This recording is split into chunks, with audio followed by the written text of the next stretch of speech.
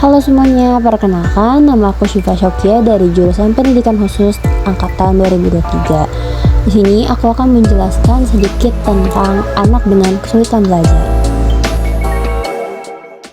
Untuk materi pembahasannya, yang pertama itu ada pengertian dari anak kesulitan belajar. Yang kedua, faktor penyebab anak kesulitan belajar. Yang ketiga, karakteristik anak kesulitan belajar. Dan yang keempat itu klasifikasi anak kesulitan belajar. Kesulitan belajar disebut juga dengan learning disability atau learning difficulty, merupakan suatu di mana keadaan yang membuat individu merasakan kesulitan dalam melakukan kegiatan pembelajaran. Banyak hal yang membuat seorang individu mengalami kesulitan dalam belajar. Kesulitan belajar tidak hanya berhubungan dengan tingkat intelijensi dari individu saja, melainkan hanya individu tersebut yang mengalami kesulitan dalam menguasai keterampilan belajar dan menyelesaikan tugas-tugas yang sudah diberikan. Kalau seorang anak ternyata memiliki kesulitan dalam belajar, kira-kira faktor penyebabnya apa ya?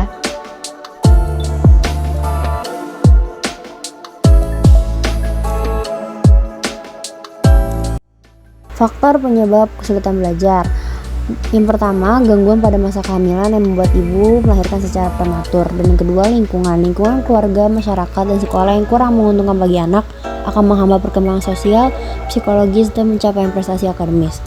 Pengalaman yang mengguncangkan jiwa, perasaan tertekan dalam keluarga, dan kesalahan dalam mengajar juga dapat menghambat kemajuan belajar sang anak. Obat-obatan terlarang. Semisalnya pada saat ibu di masa kehamilan itu mengkonsumsi obat-obatan terlarang, itu termasuk dalam faktor penyebab anak akan mengalami kesulitan belajar. Yang keempat, faktor genetik.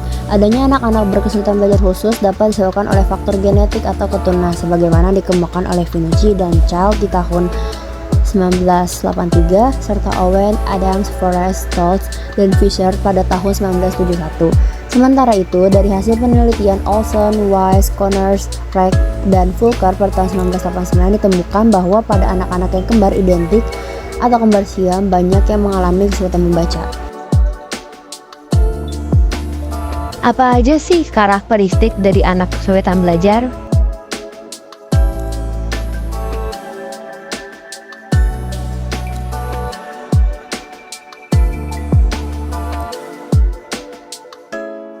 Karakteristik anak kesulitan belajar. Yang pertama, masalah persepsi dan koordinasi.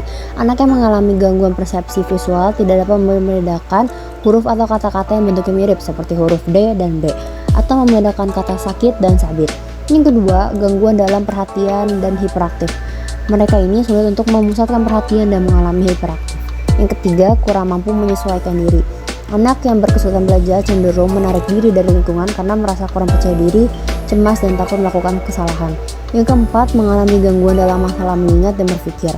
Anak berkesulitan belajar kurang mampu untuk menggunakan strategi dalam mengingat sesuatu dan juga kesulitan untuk mengingat materi secara verbal. Yang kelima, menunjukkan gejala sebagai siswa yang tidak aktif.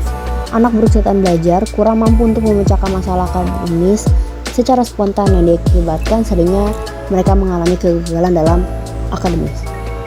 Yang keenam, pencapaian hasil belajar yang rendah.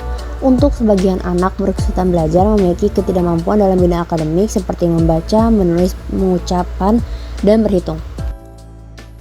Dan apa saja klasifikasi untuk anak kesulitan belajar?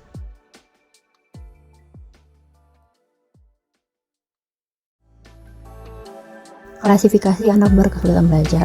Yang pertama ini ada kesulitan belajar yang berhubungan dengan perkembangan atau developmental learning disabilities, dan di developmental learning disabilities ini terbagi menjadi 4 jenis. Yaitu yang pertama itu ada perhatian atau attention disorder. Jadi anak ini tuh selalu bergerak dan gampang banget teralih perhatiannya dan gak bisa fokus pada suatu hal. Yang kedua, ingatan atau memory disorder. Jadi anak dengan masalah memori visual ini memiliki kesulitan dalam merecall kata-kata yang ditampilkan secara visual. Selanjutnya, gangguan persepsi visual dan motorik. Jadi mereka tidak dapat menangkap arti dari sebuah gambar atau angka atau memiliki pemahaman akan dirinya. Yang keempat, berpikir atau thinking disorder. Jadi anak dengan gangguan ini mengalami kesulitan dalam operasi kognitif pada pemecahan masalah, pembentukan konsep, dan asosiasi yang berhubungan dengan gangguan dalam berbahasa verbal. Yang kelima, berbahasa atau language disorder.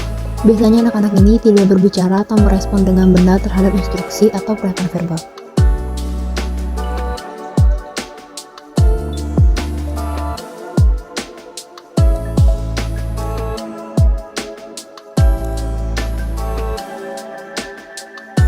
Jadi, klasifikasi selanjutnya yaitu kesulitan belajar akademik atau academic learning disabilities yang dibagi menjadi 3. Yang pertama, kesulitan membaca atau disleksia.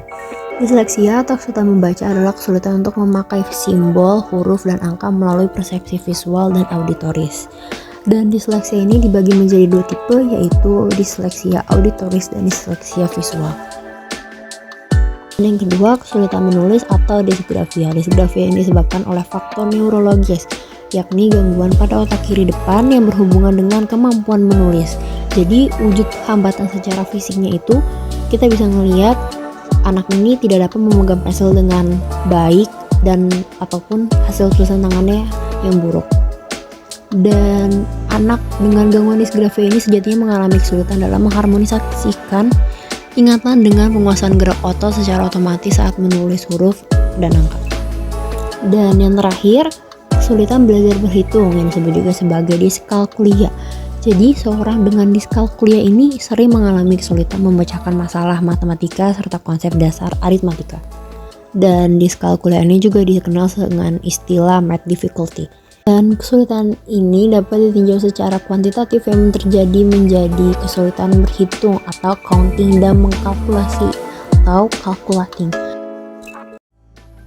Sekian materi yang dapat saya sampaikan, semoga bermanfaat. Kurang lebihnya mohon maaf. Wassalamualaikum warahmatullahi wabarakatuh.